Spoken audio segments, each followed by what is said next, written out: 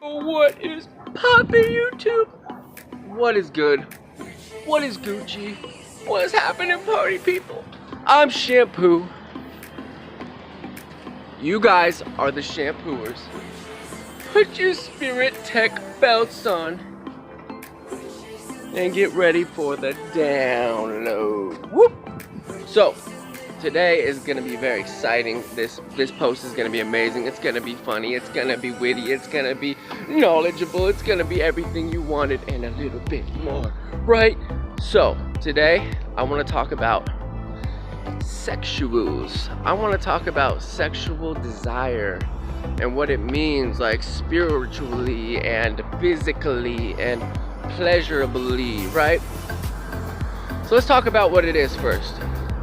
Sexual desire is the act of two people trying to come back into one, because the creator, which is what we all are, everything is, all is self, everything, right? And we are walking around here with dongs or slits down here, which is just a little bit different from each other. You either got the titties, which is like tits are like a fat chest, or you got that, pecs, which is like, a skinny chest, right? So them girls, they're a little different than guys, but it's not a huge difference though, But what we're doing is trying to reconnect to what we were before splitting when we incarnate. I don't know what just happened there, but I think we're still recording, so here we go. Trying to get back to that one as we started out, because the creator is not male or female. It is the best of both. It is masculine and feminine energetically, and well, it is all that is. So, and I want people to be very aware that this energy, this masculine feminine energy, it takes place behind the eyes. It's not just a physical thing. Like you have female frogs, female horses, female dolphins, right? It's not just a man or a woman. It's not just that. It is energetically, and that's what I want us to pay attention to today, is the energetics of it. Because energetically, we still are both. We still are masculine, feminine energetically. We just physically take on the role of one or the other here, as to get to know ourselves better as one or the other, which is part of this whole creative process, or this whole discovery process, right? And this is like a big deal because, whenever you see like that staff of, or like the medical symbol where you have that staff with the two energies going up, the two serpents climbing up the back or up the staff, that is representing the masculine feminine energies as they ascend up towards, and the wings are on the top, because that would be like the enlightenment, or that would be like the direction towards the holiest of holies, So you have this staff, which represents the spine and the 33 vertebrae. And then, 33 is very interesting because that's how long Jesus Christ lived. That's how many degrees there are in Freemasonry.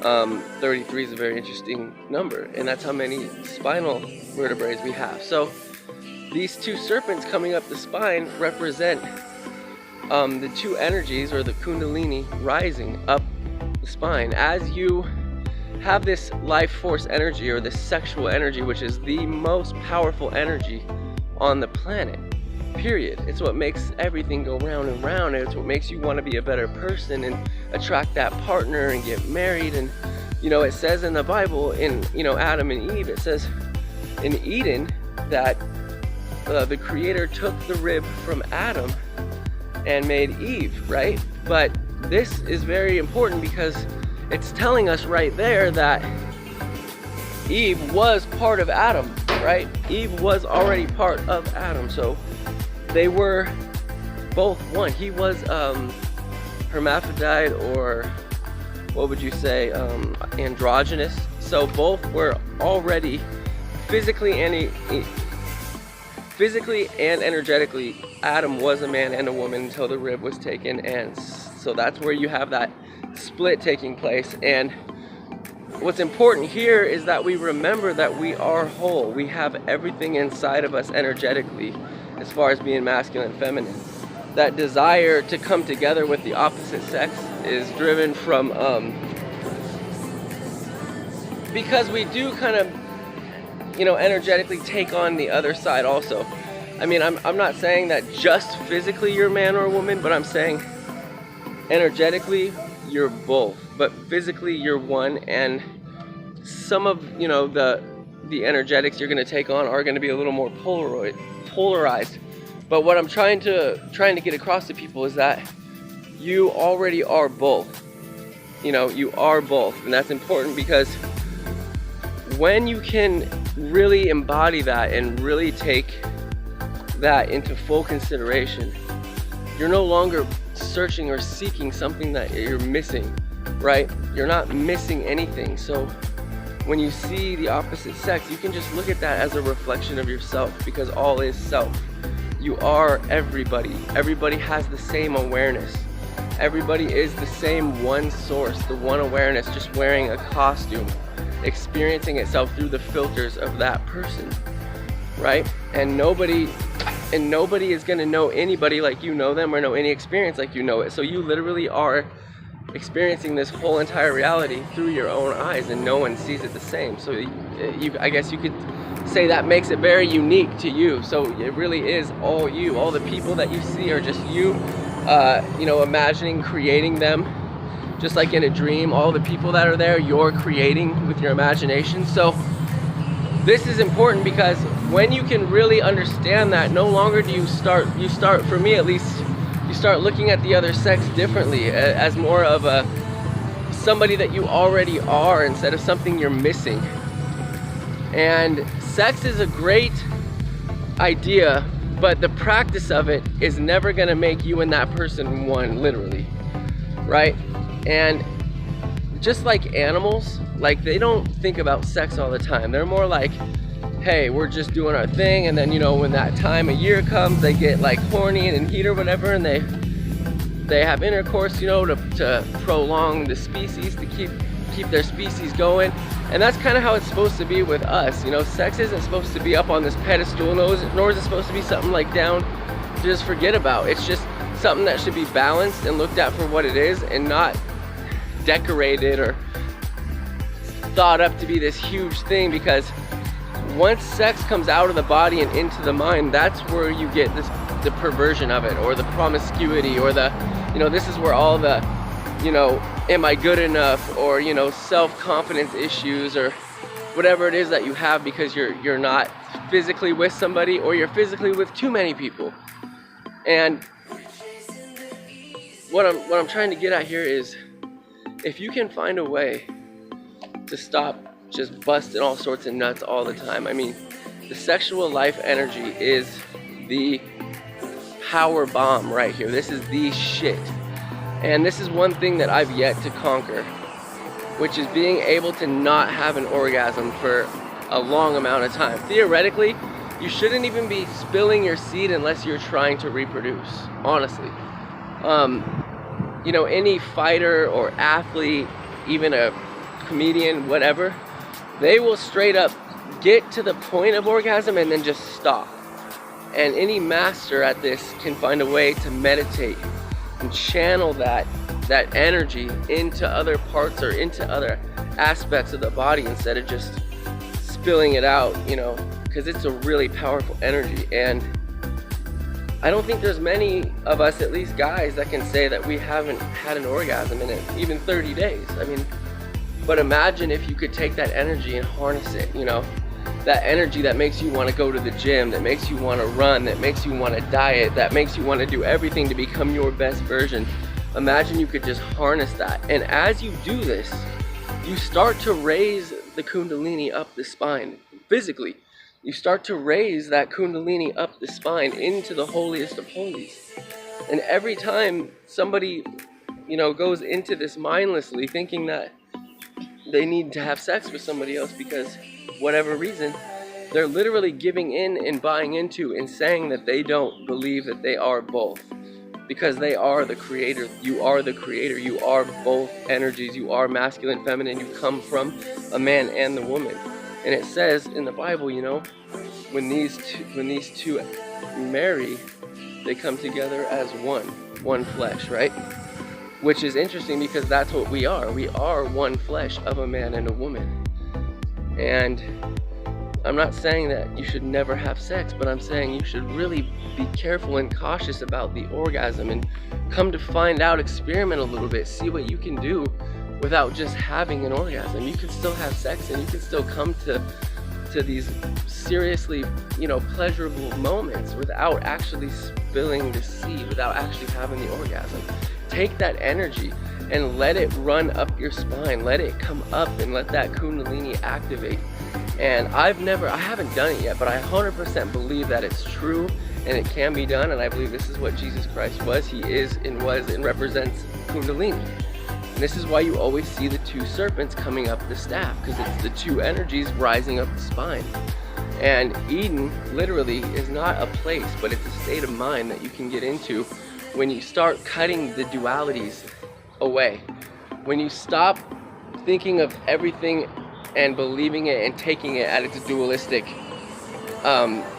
definition. Like on Earth, everything has this dualistic concept. It's either light or dark, or no, it's not. The sun doesn't ever set, guys. The Earth is just turning, so it gives us the illusion that the sun is setting, but it's not. It never sets. And darkness is no different than light, except for you can see things, but literally it's not fundamentally a different place. It's just the same place, but now it's dark on your half, but since it's a dualistic plane, it's always half light and half dark on the Earth. It's always straight in half. But if you can get out of that and just say, you know what, it's the same as it was at daytime, it's just dark now. And you just take away that light and dark definition, period, and just assume that doesn't really matter, and you can take that in as high as you want, like it's good and bad. Good and bad literally exists because of each other. One is the other, one measures the other, it's like you stop looking at things like good and bad and just say is. Like, if you never get betrayed, if somebody doesn't cheat on you, then you never get to learn how to forgive. So you literally need some bad in order for some good, and good literally is as good as it is because there is bad, seemingly. So take all these dualistic concepts and find a way to not let them be in your mind. Get your mind balanced, get your mind straight. Realize that this is just a dream, and the Creator is just here experiencing all of its creation, all of your creation through your eyes and through their eyes, and all of your eyes are just all this one source behind them, this masculine, feminine source. And you are just here playing a role, but you don't need to get caught up in that role. You can just realize that there's two things going on here: the physical embodiment, the physical self, and its awareness and its experiences, but then also the creative force that is actually inside you as well. And you can know when this is coming through anytime you're doing something creative, or anytime time stops. Like, I'm a drummer, anytime I'm playing the drums, I have this source flowing through me, and that's when I feel it. Anytime I'm making these videos, I have this source flowing through me and I feel it. Anytime I'm doing anything that I love, that it's creative, whether it's playing golf, or whether it's playing basketball. You think when those basketball players go up to shoot, they're thinking about how hard they're throwing it, what their angle is, or no, they just do it so much, and it's something they love, that it just flows through them. It's just, and that's interesting because I was watching this movie that came on a couple days ago, and it's called The Best Game Ever, and it's got Shia LaBeouf in it, and it's about golf. And I was like, man, I wonder if there's a reason this movie popped up for some reason, and I'm watching it, why, what is this, what's going on? And I just had been listening to this book called, and it was about willpower, and it was about the Creator coming through, and how if you don't have this will, that whatever your vision is, no matter what, you're gonna get it, and you can do it, and you have nothing but positive beliefs in yourself. There's not one bit of negativity, not one bit of, oh, he can do it but I couldn't, or he has the money and I don't, or they have the opportunities and I don't. No, all you do is say, this is what I want to do, and I'm going to do it no matter what. I don't care if I got to sail across the Atlantic Ocean.